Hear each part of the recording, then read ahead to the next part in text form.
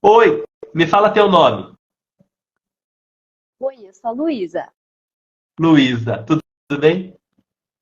Tudo bem, Gabriel? Um prazer conversar com você hoje. Prazer é meu. Diga lá, Luísa, enquanto você fala, eu vou desativar meu microfone para não dar interferência. Tá certo.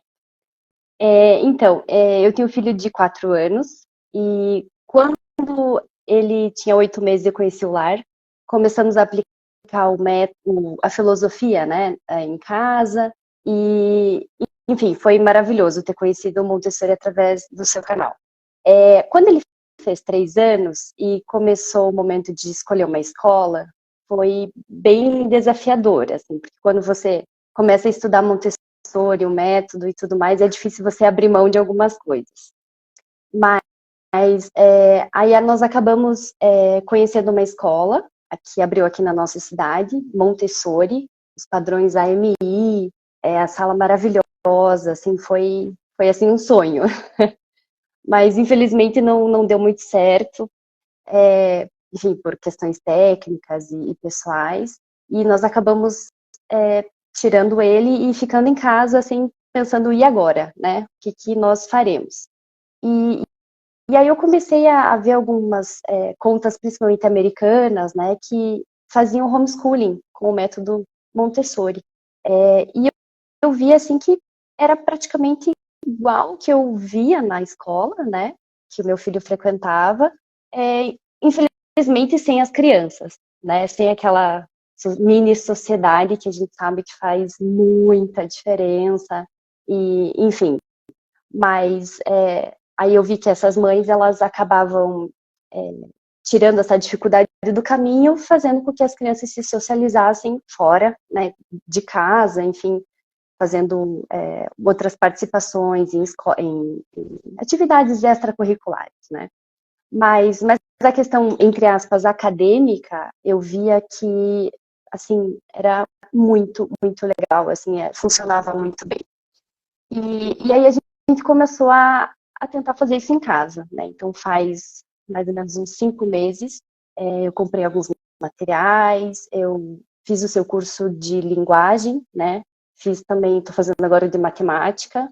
A gente tem, assim, um certo grupo de mães que também, né, gostam de Montessori e também estão tentando fazer em casa.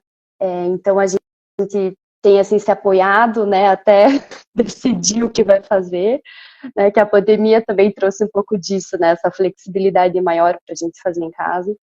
E assim, eu acho que, obviamente, eu queria saber o que você pensa, então a minha pergunta é, o que você pensa, como você vê homeschooling, o método Montessori, se a criança pode, obviamente a gente sabe que tem os prós e os contras, né, mas qual é o peso disso em relação à parte acadêmica, né, da criança depois que ela for entrar numa escola convencional. A gente sabe que Montessori ali não é só a parte acadêmica, né, mas hoje o meu filho com 4 anos e 3 meses ele já escreve o alfabeto móvel, ele já está começando a ler. Essa semana ele já começou a fazer lá o e juntar, e eu falava, vai mais rápido, igual você falava, né? E ele já começou a se interessar por leitura. Eu tenho aqui uns materiais, até tenho aqui a nossa estante, né, com alguns materiais, ali tem os materiais originais que a gente achou, alguns, né, mais ou menos feitos ali, e eu tenho visto, assim, uma evolução muito grande, sabe, porque acaba sendo um one-on-one, né, então, tipo, eu ali sou meio que a colega dele, meio que a mãe, meio que né, o guia, acaba se misturando.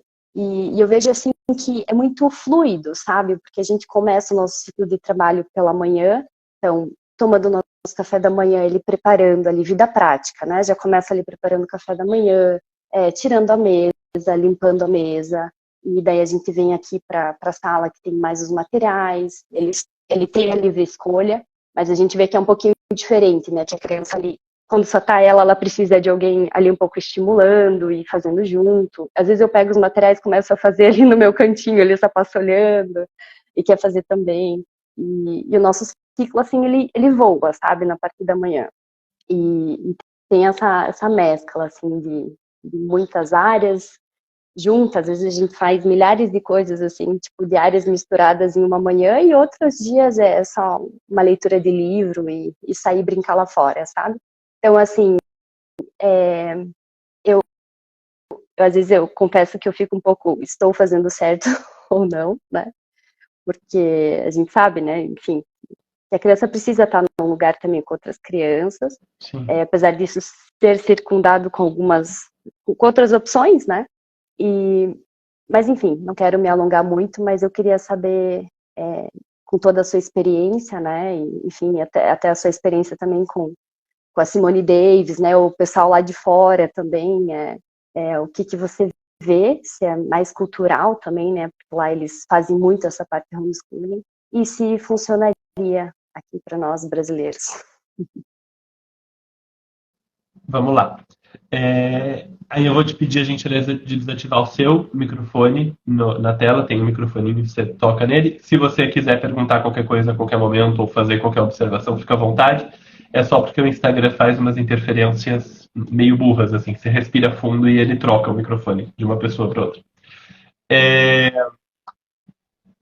A primeira coisa importante de dizer sobre homeschooling Montessori, que aí eu preciso dizer para todo mundo, e aí eu começo a responder a tua situação especificamente. É que homeschool não é uma solução que eu proponho no Lar Montessori. Eu dou as ferramentas para quem quer fazer, então, o curso de alfabetização, o curso de matemática, a gente conversa sobre como fazer em casa, tem muitos alunos que fazem, e etc e tal, mas não é uma solução que eu proponho. Por quê? Porque socialmente ela é uma solução muito estratificada. São poucas famílias que podem fazer homeschool com uma criança. E não é um dever da família fazer homeschool com uma criança. A educação escolar, vamos dizer, é um dever do Estado. Então, eu nunca vou propor isso como solução. E eu preciso fazer esse parênteses no começo, porque eu vou falar coisas boas sobre homeschool e eu preciso que todo mundo entenda que, do meu ponto de vista, a solução de verdade é a escola. A escola pública. Essa é a solução de verdade. Todas as outras alternativas são alternativas que alguns de nós vão encontrando no processo para oferecer o que a gente pode oferecer para essas crianças e tal. O homeschool tem vantagens. A primeira vantagem do homeschool é que você tem um nível de atenção dado à criança que é muito, muito grande. Você tem, se travar, gente, me avisa, por favor, tá bom? Você tem um nível de atenção dado à criança que é realmente muito grande. Então, as coisas não passam despercebidas. E às vezes em escolas onde não há observação, por exemplo, uma escola convencional ou que adote uma outra abordagem que não trabalhe com observação, algumas coisas passam despercebidas. E isso faz uma diferença enorme. A outra diferença enorme é que você consegue adaptar o currículo, falando do ponto de vista de currículo, né? Você consegue adaptar o currículo completamente para aquela criança. Então, se ela precisa de mais tempo, ou se ela precisa que você use só uma parte do material, ou se ela precisa que o material fique do outro lado da casa, qualquer coisa que for necessário fazer para que o ambiente sirva àquela criança mais perfeitamente, dependendo da situação econômica dessa família e tal, mas a princípio você pode fazer todas essas adaptações. Então você tem um adulto integralmente dedicado a essa criança e um ambiente e um currículo integralmente adaptáveis a essa criança, que são coisas boas. Quais são as coisas ruins? Eu não estou entrando na desvantagem do homeschooling, eu estou falando de coisas ruins do homeschooling, que é diferente. Eu não estou comparando com a escola ainda, eu vou comparar já já. Que eu sei que foi essa a tua pergunta de verdade. Quais são as coisas ruins do homeschooling?